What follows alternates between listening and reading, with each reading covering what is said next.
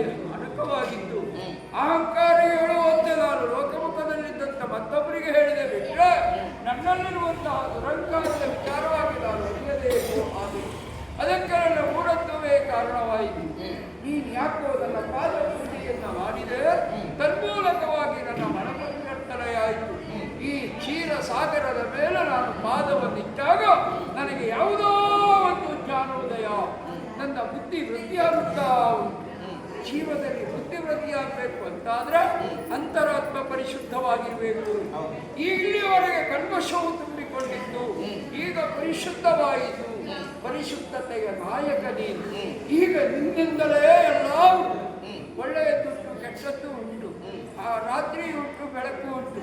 ದೇವರೇ, ಯಾಕೆ ನಾನು ಆಗ ಹಾಗೆ ಈಗ ಹೀಗೆ ಮಹಿಮೆಯನ್ನು ಅರಿಯದೆ ನಾನು ಮೂರದಂತೆ ವರ್ತಿಸಿದೆ.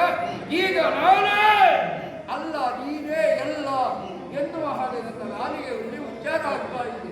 ಇದಕ್ಕೆ ಕಾರಣ ಏನು ಎನ್ನುವುದನ್ನು ಹೇಳುವುದರೊಂದಿಗೆ ನಾನು ಮಾಡಿದ ಅಪರಾಧಕ್ಕೆ ಕ್ಷಮೆಯನ್ನು ಕೊಟ್ಟು ನನ್ನನ್ನು ಉದ್ಧರಿಸು ಪ್ರಭುವೇ.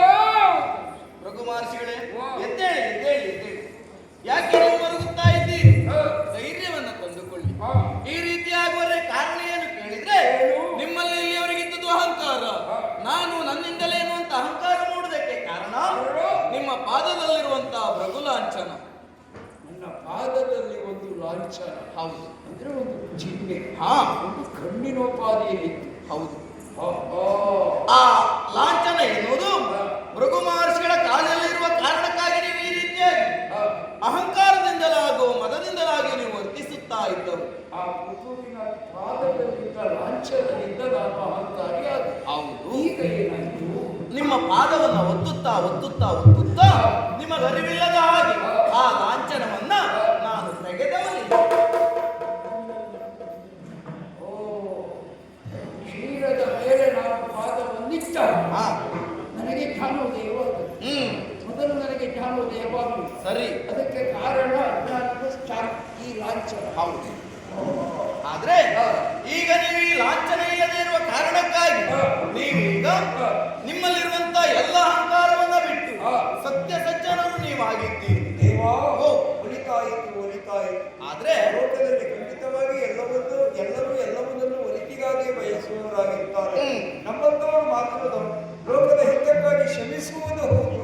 ನಾವು ಶ್ರಮಿಸಿದ್ದೇವೆ ಎನ್ನುವುದನ್ನು ಹೇಳಿಕೊಳ್ಳುತ್ತಾ ಇರ್ತೇವೆ.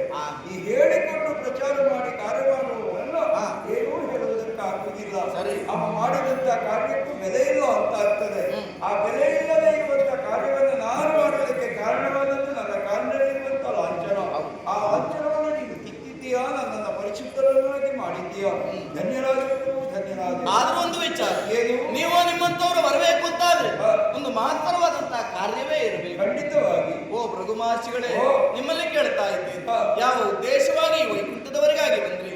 ನನ್ನಿಂದ ಏನಾಗಬೇಕಾಗಿದೆ? ದೇವರೇ, ಮಾನಸ ಸರೋವರದಲ್ಲಿ ನಡೆಯುವಂತಹ ಧ್ಯಾನಸತ್ರ, ಆ ಧ್ಯಾನಸತ್ರದ ಹೋಮ ಹವನದ ಸಮಾಪ್ತಿಯ ಕಾಲದಲ್ಲಿ ಅಧ್ಯಕ್ಷ ಸ್ಥಾನವನ್ನು ವಹಿಸಿಕೊಂಡು ಅದರ ಹವಿಸ್ಸನ್ನು ಅನ್ವಯಿಸಬಹುದಾದ ಸ್ವೀಕರಿಸಬಹುದಾದಂತಹ ಶಕ್ತಿ ಯಾವುದು ಎನ್ನುವ ಹಾಗೆ ಜಿಜ್ಞಾಸೆ ಮಾಡಿದಾಗ ಅನ್ನೋದನ್ನು ಹುಡುಕುವುದಕ್ಕೆ ನನ್ನನ್ನು ಆಯ್ಕೆ ಮಾಡಿದ್ರು ಅಲ್ಲಿದ್ದವರಲ್ಲ.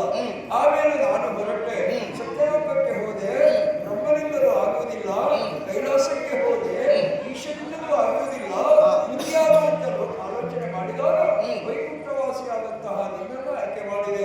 ಇಲ್ಲಿ ಬಂದು ಇಷ್ಟೆಲ್ಲ ನಡೆದು ಹೋಯಿತು. ಖಂಡಿತವಾಗಿಯೂ ಈ ಹವಿಸ್ಸು ಅಲ್ಲ, ಯಾವುದೇ ಲೋಕದಲ್ಲಿ ನಡೆಯುವುದಾದಂತಹ ಯಾಗಯಜ್ಞಾನಿಗಳ ಹವಿಸ್ಸು ಅದು ಸಮರ್ಪಣೆ ಆಗಬೇಕಾದದ್ದು ನಿನ್ನ ಸಾನ್ನಿಧ್ಯಕ್ಕೆ ಆಗುತ್ತದೆ ಎನ್ನುವಂತ ವಿಶ್ವಾಸವನ್ನು ನಾನು ಹೊಂದಿದ್ದೇನೆ. ಈಗ ನಾನು ಬಂದಿರುವಂತಹ ಕಾರ್ಯಕ್ಕೆ ನಿನ್ನ ಆಗಮನವಾಗಿ ಅಲ್ಲಿರುವಂತಹ ಅಧ್ಯಕ್ಷ ಸ್ಥಾನವನ್ನು ಸ್ವೀಕರಿಸಿ ಜ್ಞಾನಸತ್ರದ ಆ ವಿಭಾಗವನ್ನು ಸ್ವೀಕರಿಸಿ ಲೋಕಕ್ಕೆ ಶುಭವನ್ನು ಉಂಟು ಮಾಡುವ ಹಾಗೆ ನೀನು ಅನುಗ್ರಹ ಮಾಡಬೇಕು. ದೇವಾನುದೇವತೆಗಳು ಯೋಚನೆ ಮಾಡಿಯೇ ಕಳುಹಿಸಿರ್ತಾರೆ. ಯಾರಿಂದ ಈ ಕಾರ್ಯ ಸಾಧನೆ ಯಾಗುತ್ತದೆ ಎನ್ನುವ ಹಾಗೆ ತಿಳಿಯುತ್ತಾರೆ.